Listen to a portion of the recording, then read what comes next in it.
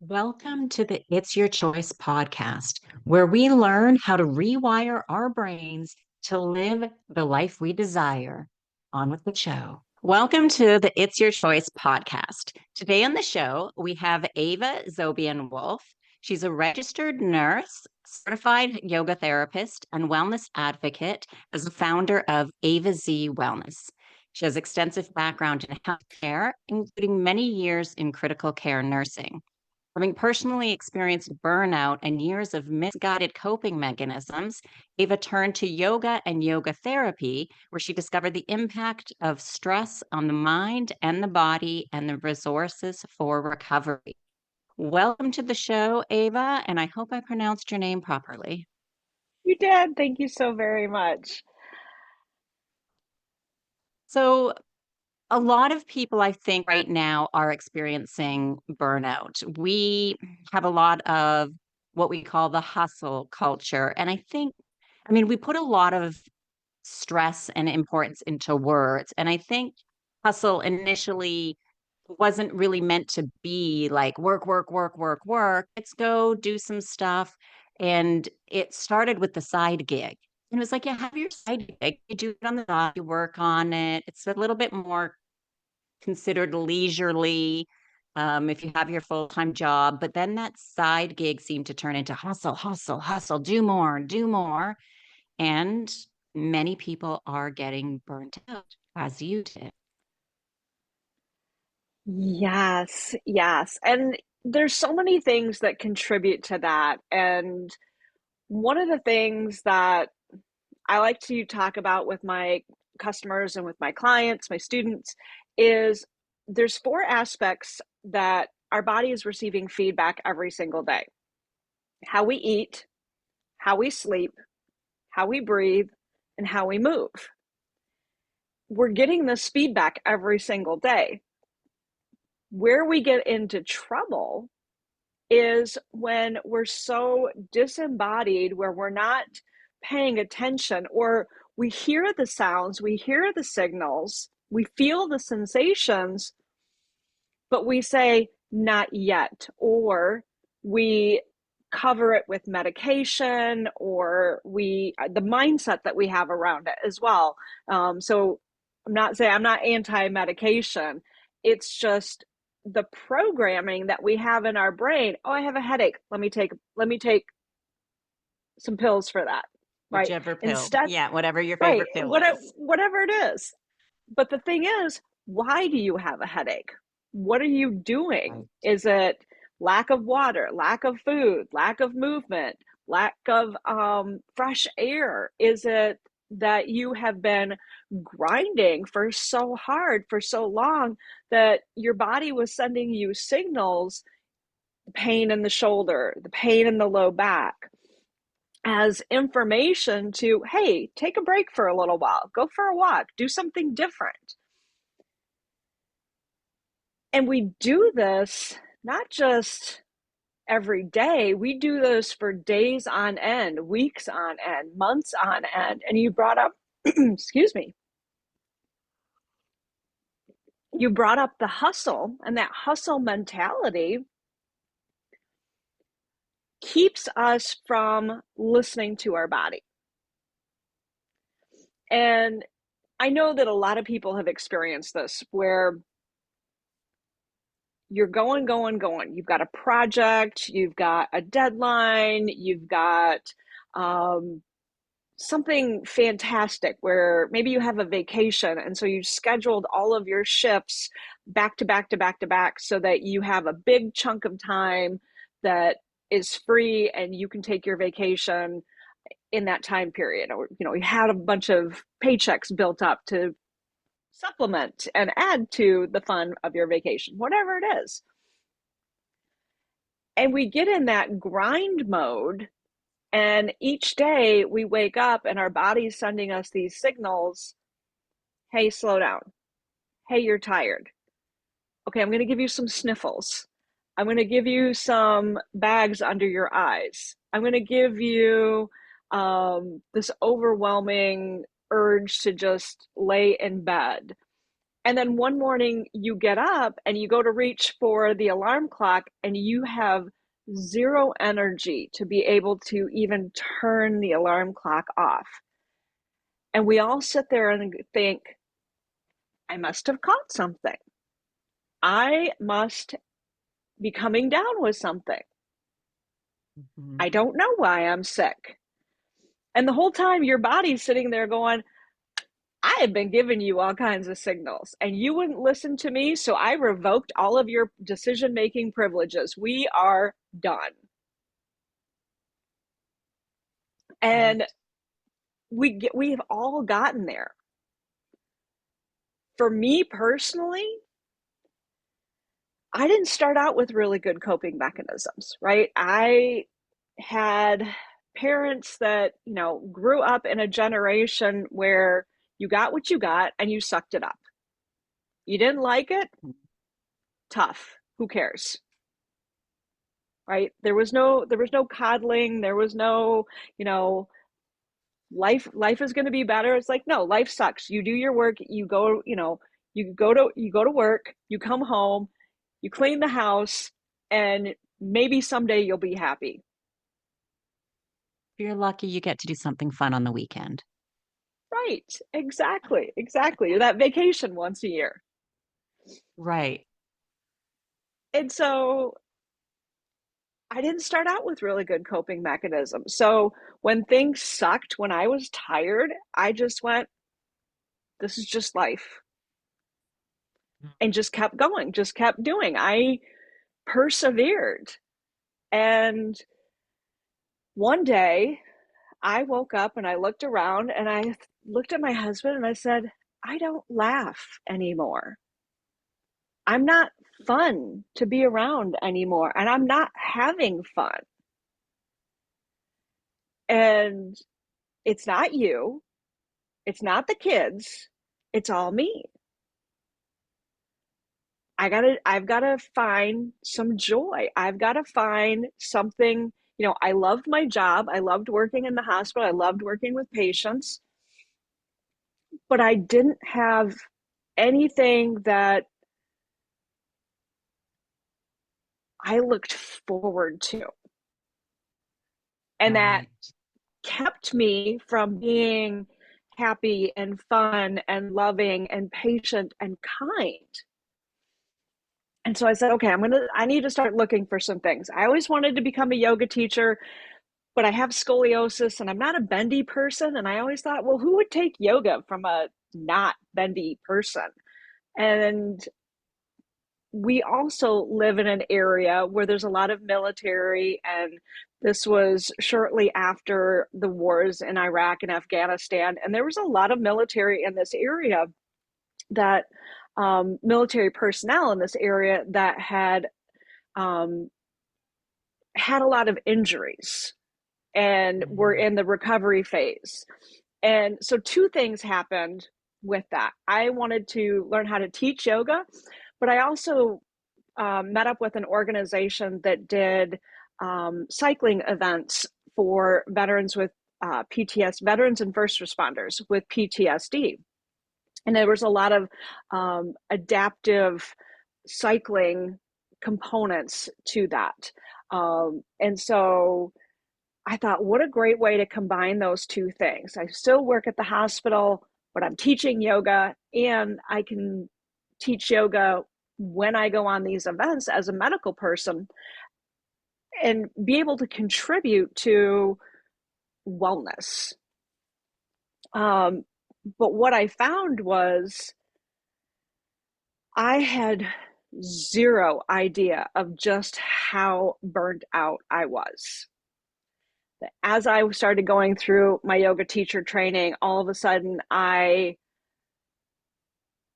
would just see this opening within myself and see these layers of crap that I had been holding on to as shields or whatever it is, they were barriers. Um, Mhm. and when I started to let go of those, my ability to be able to be kind was just magnified. My ability to be loving and empathetic was overwhelming. But my ability to be angry and to be snippy and snarky, that that takes a lot to get me there now.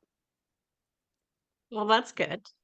I mean, because you don't want to be getting there very quickly. And I think a lot of people, unfortunately, when we are stressed out, being burnt out, or in burnout, it is very easy to snap at people. And then when we realize it, then we feel bad.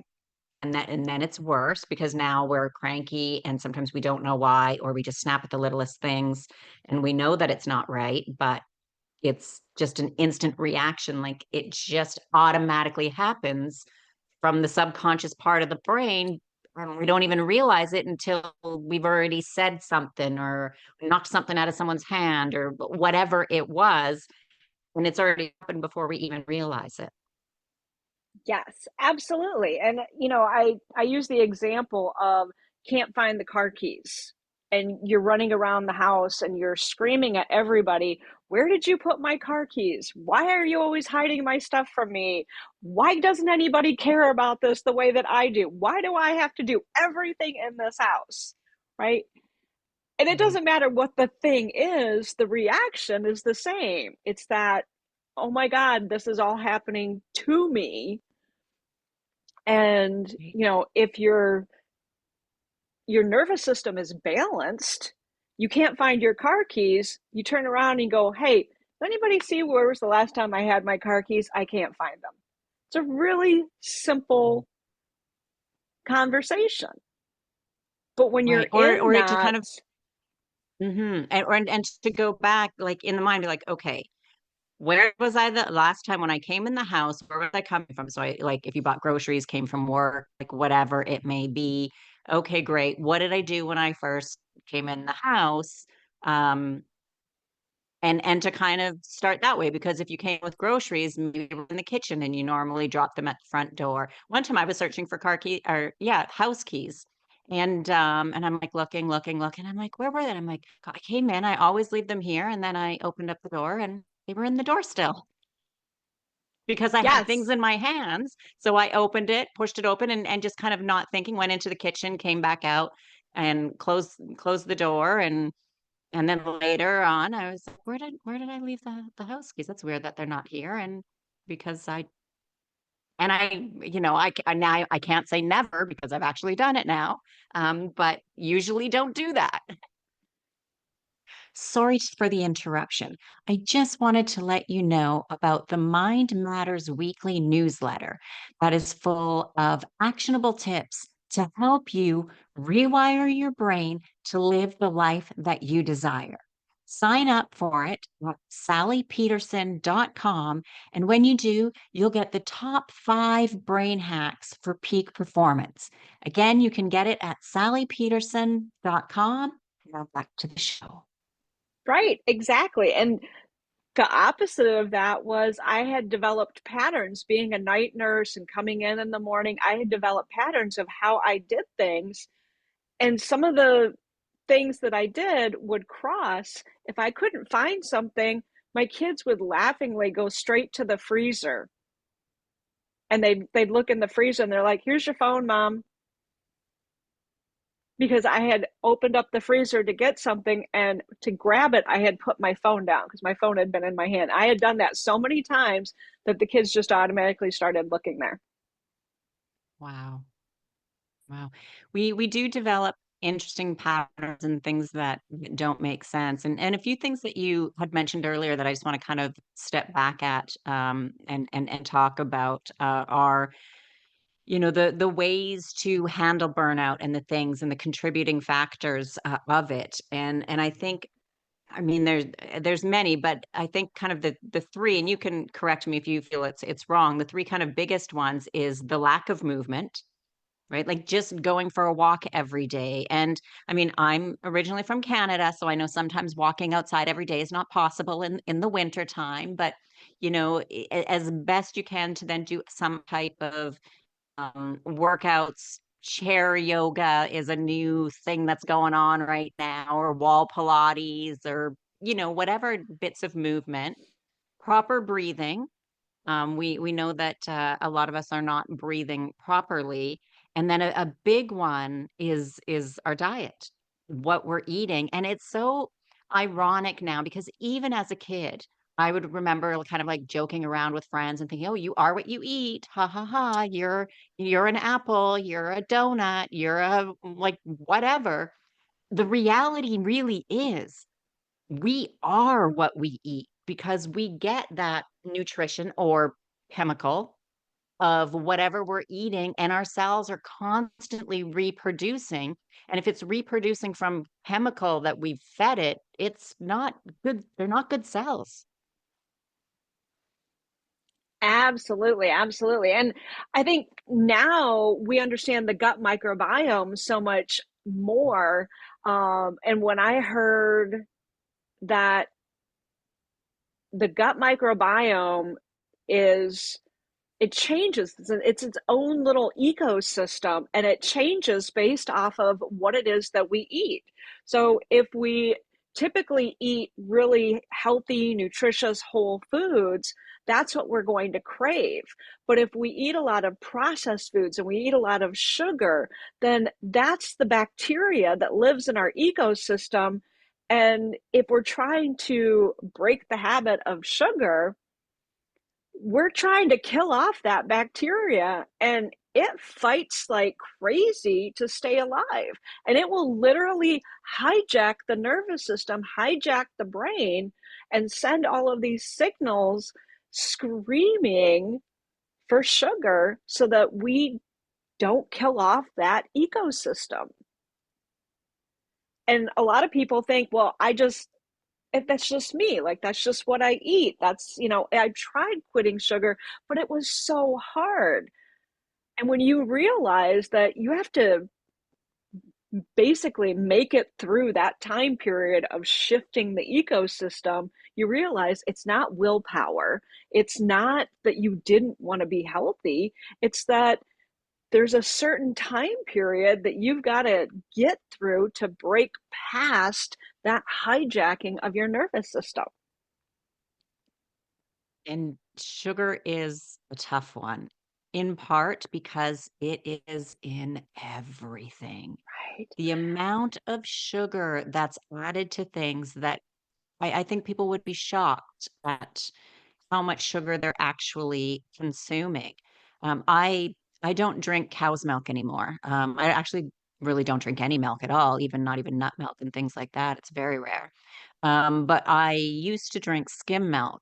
And then when I stopped, I realized at the time, and this is well over a decade ago, might be pushing 2 decades now. Um, the amount of sugar that is added to skim milk, I couldn't even believe it. And a cup of milk, and we think a cup of a big, but no, an actual cup of, if you're baking cup, and that's not a lot of milk, and how much sugar is in just that small amount of milk. And usually, for a lot of people, when you have milk, you usually have cereal. That's another horrible thing to be eating, is because there is, in 99.9% of cereals, in my opinion, have zero nutritional value whatsoever. There's you that have a little bit Absolutely. maybe, but generally they don't. Absolutely. And the thing is that when we were kids, those numbers were very, very different. So when we ate Mhm. donuts or cookies or cereal, there were cereals that had much less sugar in them. But the thing is, they're not as appealing, and they don't, like, this is a whole other conversation. Yeah.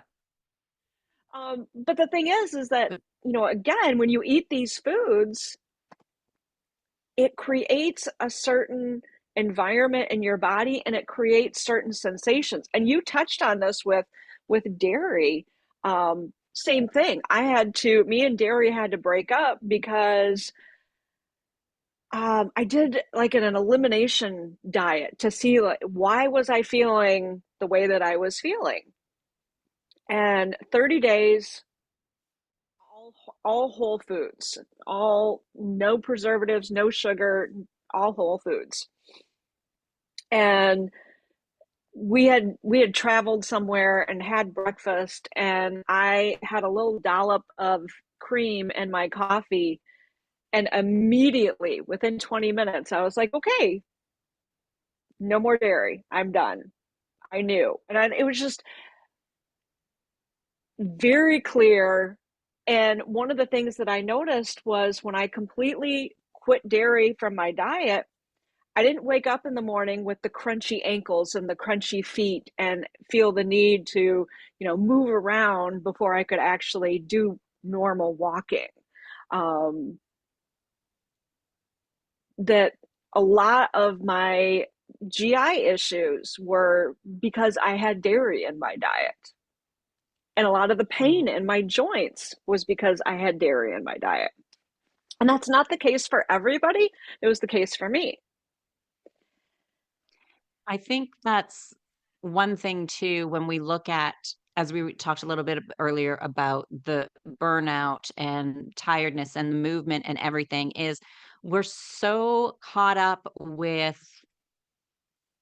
following the new trend, trying the new because it worked for all these people. Well, yes, but we really people need to really realize that we're all human beings. Our bodies generally are designed to be the same, to work the same. Heart, lungs, digestion, all of that, all works the same. Doesn't matter race, religion, sex, gender, like we human beings. However, we are not even close to the same as each other when we get down to that cellular level. And to make it easy to explain to people is, you know, you go on a diet that your friend went on. Your friend lost 10 pounds. You gained 3 pounds. How did that work? Well, at a cellular level, we're different. Some people do the no carb diet and they do fantastic. Others get mean and cranky and do not do well with it. Even easier, some people, when we talked about the headache earlier, some people prefer Tylenol, Advil, Motrin because the others don't work for them. So we really need to realize that at a cellular level, we are all different. Some people can thrive off of 7 hours of sleep, even six for some, which I know it's not recommended. When I was younger in my prime and I was working out and I was taking vitamins and I was eating great, like 6 hours, I was good to go. Now my lifestyle needs a little bit of work and I need more eight-ish, 7, 8 is where I'm at. And part is age and part is knowing that, sleep is important. But we really need to know that we're all very different. And so just because one thing worked for a million people in the world doesn't mean it's going to work for you. It could work for all of your friends, but it doesn't mean it's going to work for you. And we really need to kind of step back and say, okay, on many levels of what's important to me. Like, how is my health? What am I doing for my health that works for me?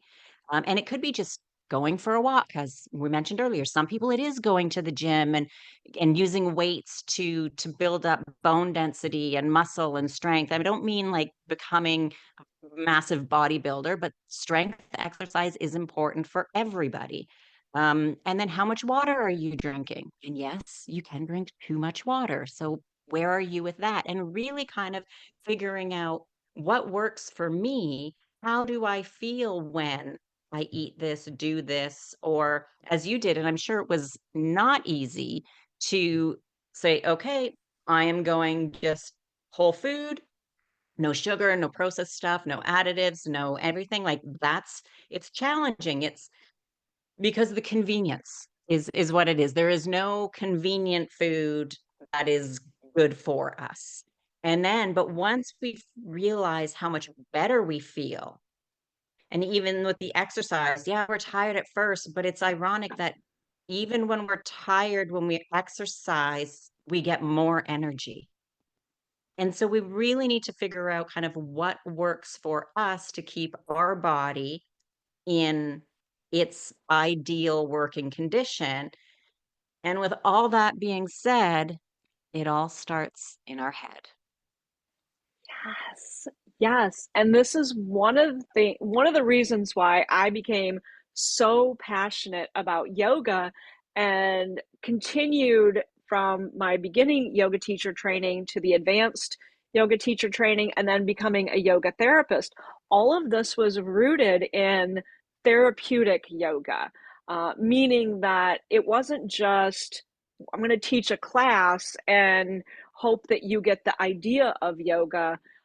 This was, what is it that you need, and how can all of the different aspects of yoga be molded to you? And a lot of times people get yoga confused because they think, well, I have to be bendy, I have to turn myself into a pretzel, I have to be able to touch my toes.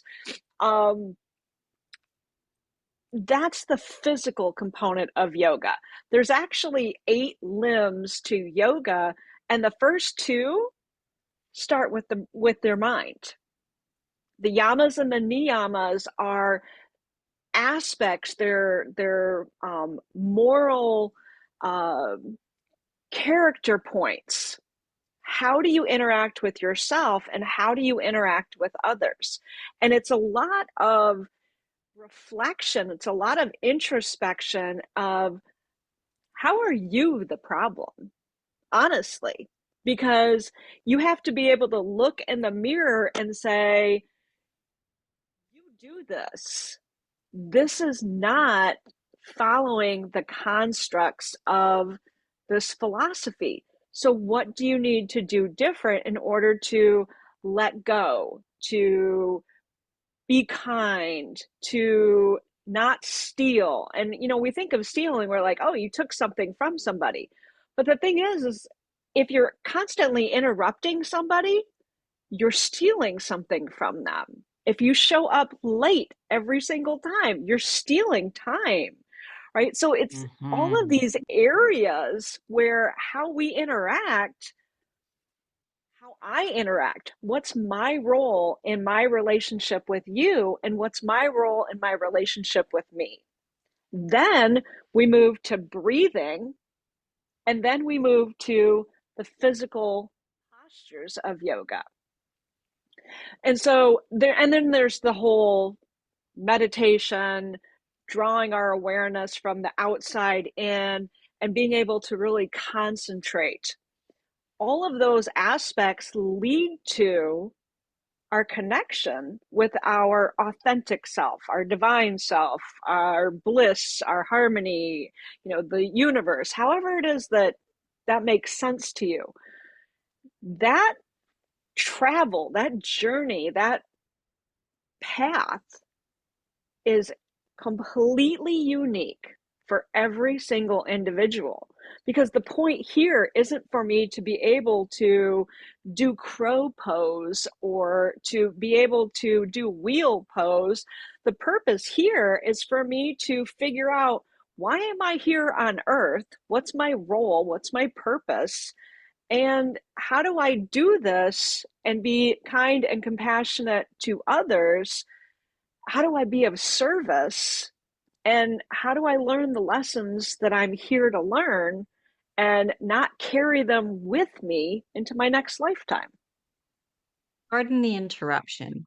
If you're liking the show so far, please like and subscribe and hit that notification bell. It really means a lot to me. It helps grow the show and the channel and to the show.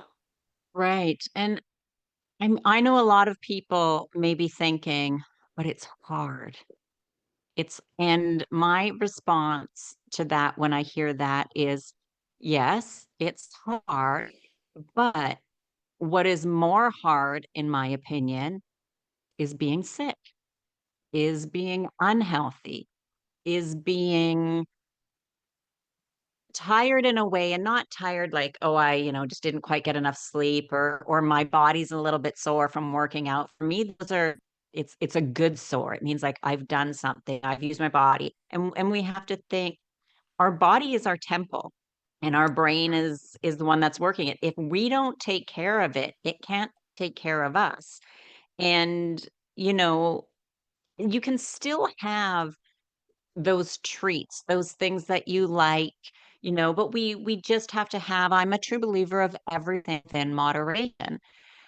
But when it comes to kind of get back to the sugar thing a little bit, we have to realize how much we're having of something, right? Because we're not, if we don't know how much is in it or what we're doing, then we can't be moderating it. And it's still with exercise. There are people that get addicted to exercise and get addicted to a variety of things. I mean, the body needs rest, the body needs breaks. um we need to have fun and you need to laugh, but if everything is a joke and everything is funny, like, I know somebody like that, and eventually I'm like, I can't even talk about anything serious with you. So if I want to just laugh, then sure, you can be around. But if it's anything that's serious, no, because it can't always be that. Like, everything we need time to laugh. We need time to have things that we enjoy. Um, I mean, the sugar, we really shouldn't have any of it, but you can't have zero because, I mean, we do need some, and it's in a lot of fruits and vegetables and things like that.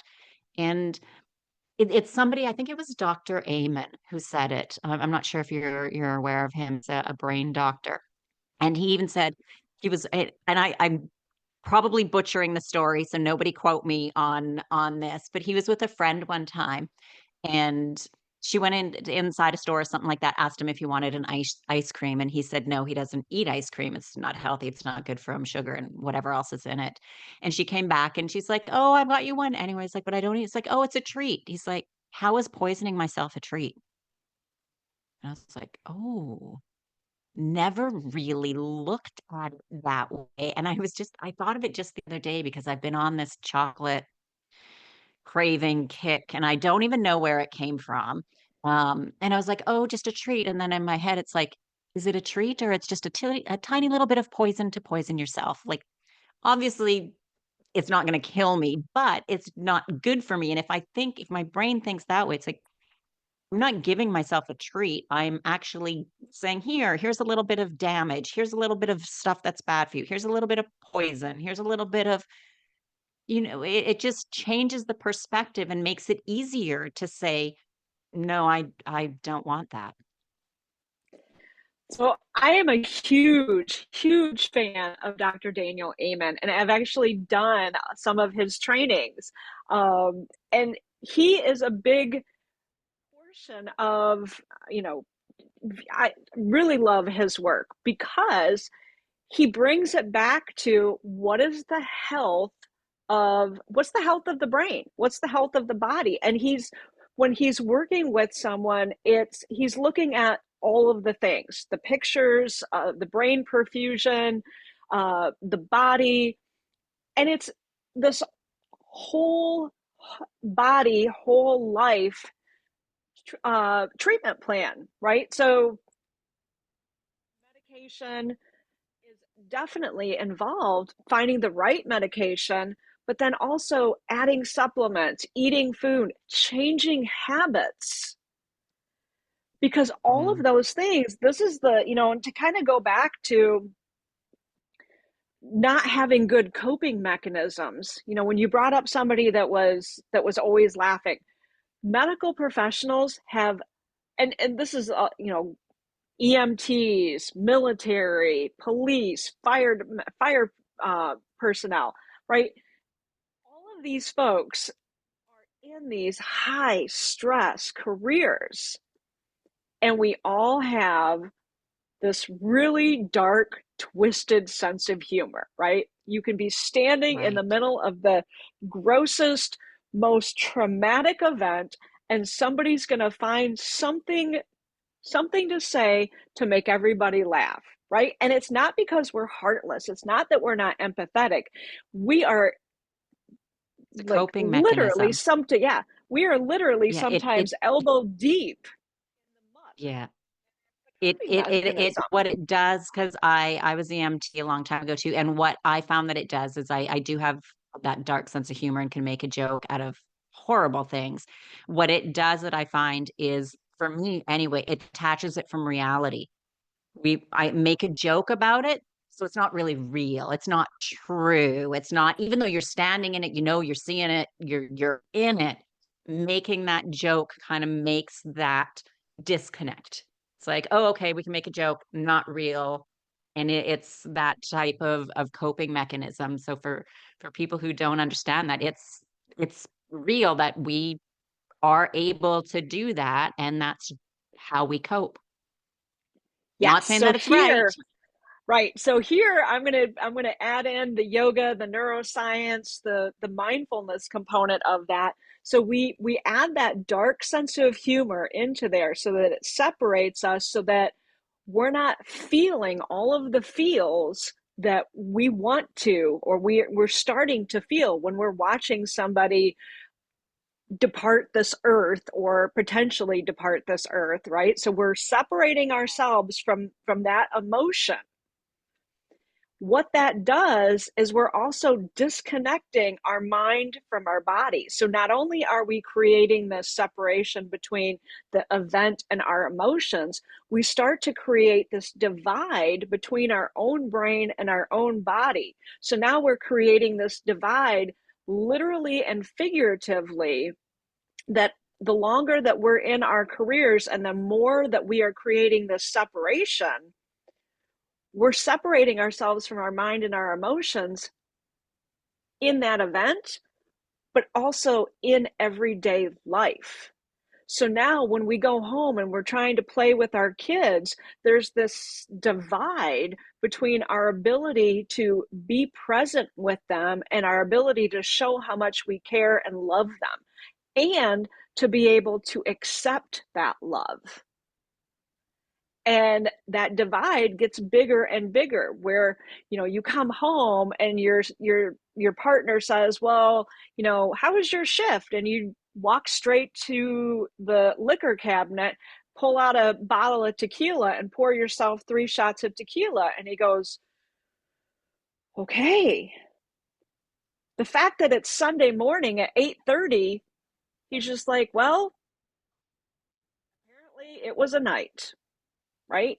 And he looks at that and goes, okay, I don't need to know anything more. And you're like, that's all I'm going to tell. That's all I'm going to say. That's all I'm going to tell you, because one, I can't break any HIPAA laws and give you any information. And two, you don't need to have the imprint of what just happened on your brain. I'm going to keep it all Right. right here. The problem is it all stays here, and we don't go through the process of letting that go, and it imprints on our nervous system, and then it seeps its way out and it imprints into our organs, into our muscles, into our fascia, to where, yeah, we can't even be there for a friend of ours that's going through a really tumultuous time in their life. We can't show up and be like, that sounds hard. How can I support you? And instead, we're like, oh, well, you think that's bad? At least nobody died, right? I mean, like, how bad could it be? Did anybody die? And I've literally had that conversation with, my husband comes home and he's like, oh my gosh, it was such a stressful day at work today. And I'm like, you work in an office. How stressful could it be? I shouldn't laugh because I get it though. Like I completely understand. And stress though, we have to think like everybody's coping mechanisms that we've been talking about are different for stress.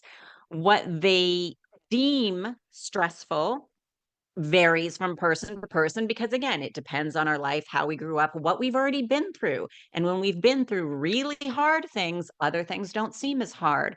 But they may seem to other people because they haven't been through what we've been through. So, what is stressful? Well, what is salty? What is sweet? What is hot? What is cold? Like all of that, everything is perspective based on our experience and how we were raised and our lifestyle. There is no, well, it's this and then this is how you deal with it.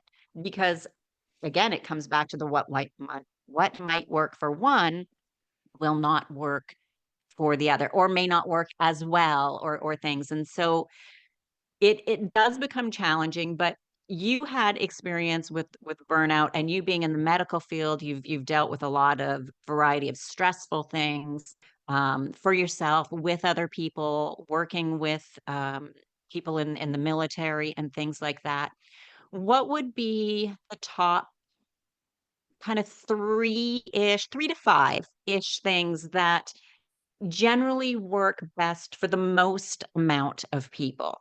Because obviously some of these things aren't going to work for everybody, but what are the things that people can do to really kind of cope and deal with and manage their stress, hopefully not get to the burnt out stage, or if they're there, to start, getting out of it? So I'm going to have a slightly different opinion on that, because I'm going to say these things are going to work for everybody, because they're going to Okay. tailor them to themselves. They're going to listen for the feedback from themselves, from their nervous system. One of my favorite things is something called the pause. Just stop for a moment before you walk into a room, before you go from one patient to another patient, before you snap and have an automatic response. Take that moment to pause. And then here, this is magic. This is absolute magic. Take a deep breath in and a really long, slow sigh out. So just breathe in and long, slow sigh out.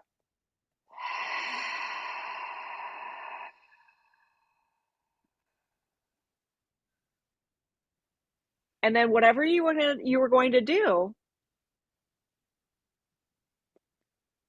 go to that now. But you've taken that moment to stop the hamster wheel for a moment. And that in itself, with that combined with that deep, long exhale, we just reset. And if anybody was watching the video as we both did that, both of our shoulders just dropped. And that's a physical sensation. So the thing is it doesn't have to be yoga. It doesn't have to be a specific exercise, right? A specific practice. It's anything that you do where you get more in tune with the sounds and sensations that are coming from within your body. And practices that encourage you to pay attention to what you're doing here help you to recognize when you're starting to get amped up. And then you use a pause, and that helps you to slow down. That longer exhale is one of my favorite things to do. And I will lead people through different breathing exercises, and we may not even get out of a chair. We may just sit here. We may not even do any real movement in our arms or our torso, but we're breathing and becoming aware of the different sensations. So breathing is one aspect that I absolutely love. When it comes to movement, get outside, right? We don't have to do something really fancy. Step outside, take a walk, or step outside and listen to the sounds around you. Feel the sun on your skin. Feel the warmth of the sun. This thing, find a way to set healthy boundaries, set parameters. Do not disturb. Limits on screen time, because the thing is that if you can see it or hear it, it activates your nervous system. So leaving it in another room for a little while and just doing what you're doing. Our brains, and I worked as an ICU nurse for many years, so we always joke that we are the ultimate multitaskers. Well, multitasking is a fallacy. What you are given is one set of batteries, and you have to take the batteries out and put them into another flashlight every time you want to switch tasks. As an ICU nurse, we got really, really good at switching the batteries super fast. Um, but again, there's a cost to that, right? So being able to slow down and do a task and simply focus on the task, whether it's for 20 minutes, whether it's until it's completed, whatever. But when you do that, when you give something your full focus, your mind gets to settle and your breathing gets to settle. And you talked about a lot of us don't know that we're breathing incorrectly. A lot of us are mouth breathing, and breathing through our nose is physiologically so much better for our brain, for the inflammation in our body, for our, removing inflammation, promoting our immune system. We function better when our body works the way that it's supposed to, and our body systems don't work separately. So if our breathing isn't working well, it translates and it cascades down into other areas of our body. So breathing is actually one of the biggest things that I love to do with clients, because just becoming aware of, how am I breathing? Am I breathing super fast? Am I breathing shallow? Am I breathing through my mouth? Am I taking short exhales? Am I breathing in my chest or my upper abdomen or my lower abdomen?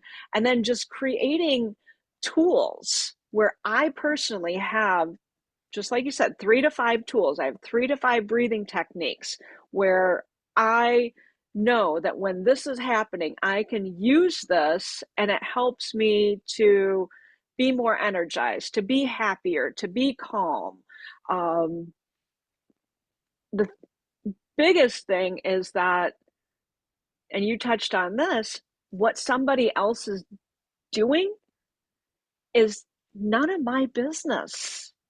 I need to focus on me and figure out, what is my body telling me and what do I need to do about it? Because if me and my body have a relationship, we have a conversation periodically, then I hear things and I know, oh, in this situation, one of these 5 things typically works. So which one feels right for me today? I'm going to do that. But if I'm so concerned with what Sally's doing, and I'm always focused in on what Sally's doing, then I'm going to try it. It's never going to work for me because I'm not listening to my body. Right. And those things right there, like, that is so freeing to not have to be focused in on what everybody else is doing. And I think a lot of this also comes with age too, that once we get more candles on the birthday cake, we start to go, I don't care. This is all me, right? My hair is Right. purple. I wear yoga pants everywhere. I sometimes have shoes on, sometimes not. And when people ask why, well, because this is what makes me happy. And that's important. We need to figure out what works for us and we need to be happy. And so, Ava, I want to thank you very much for your time today. But before we wrap up, where can people connect with you? People can find me on social, Eva Z Wellness, EVAZEE Wellness. And I have a website, evazwellness.com. Perfect. And we will make sure to have those links in show notes so everybody can connect with you very easily.